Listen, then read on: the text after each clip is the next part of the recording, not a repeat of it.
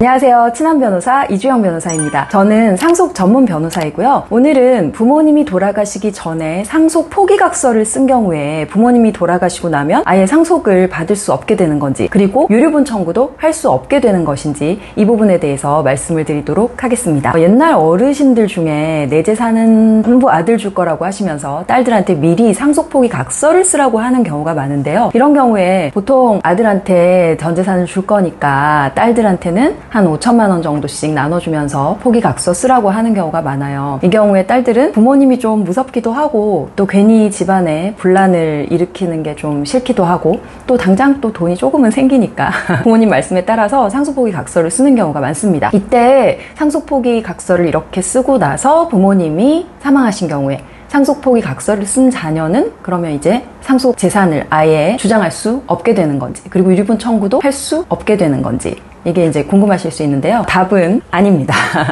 판례는 유류분을 포함한 상속포기는 상속이 개시된 후 3개월 내에 법원에 상속포기 신고서를 제출하는 방식으로 해야 되고, 상속 개시 전에 한 상속포기 약정은 효력이 없다고 해요. 그래서 부모님 생전에 상속포기 각서를 이렇게 쓰고 뭐 지장 찍고 인감도장 날인했더라도 그 상속포기 각서는 효력이 없고요. 그래서 부모님이 돌아가시고 나면 여전히 상속에 대한 권리를 가지고, 또 혹시 유류분이 문제된다면 유류분도 청구할 수가 있게 됩니다. 구체적인 상황에 따라서 이렇게 상속포기 각서를 작성하고 난 뒤에 부모님이 돌아가셨을 때 어떻게 상속에 관한 내 권리를 주장할 수 있는지에 대해서 말씀을 드리도록 하겠습니다. 먼저 첫 번째는요, 유언장을 쓰지 않고 부모님이 생전에 증여도 하지 않고 돌아가신 경우예요. 이 경우에는 망인이 돌아가시면 망인 재산은 법정 지분대로 그대로 상속되게 돼요. 예컨대 망인 자녀가 딸 둘에 아들 한 명이고 망인이 아파트 한 채를 남기셨다고 하면 딸들이 상속포기 각서를 썼다고 하더라도 그 각서는 효력이 없고, 그래서 민법에 따라서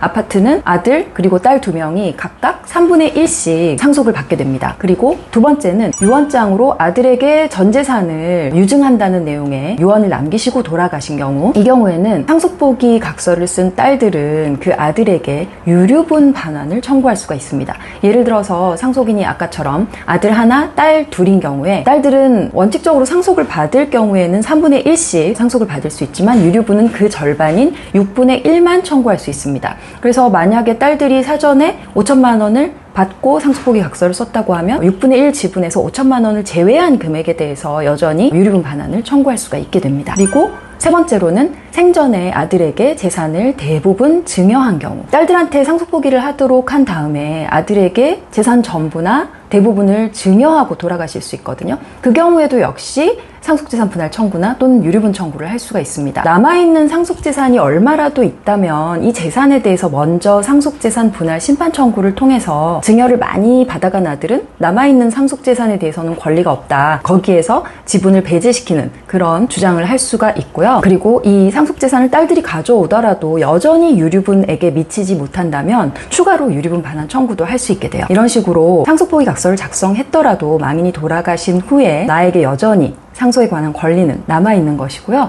그래서 상황에 따라서 상속재산 분할 심판 청구 또는 유류분 청구를 통해서 자신의 권리를 찾을 수가 있다는 것을 알아두시면 좋을 것 같습니다. 네, 오늘은 망인이 돌아가시기 전에 상속포기 각서를 쓴 경우에 어떻게 상속에 관한 권리를 행사할 수 있는지에 대해서 말씀드렸고요. 도움이 되셨다면 구독, 좋아요 부탁드립니다. 제발.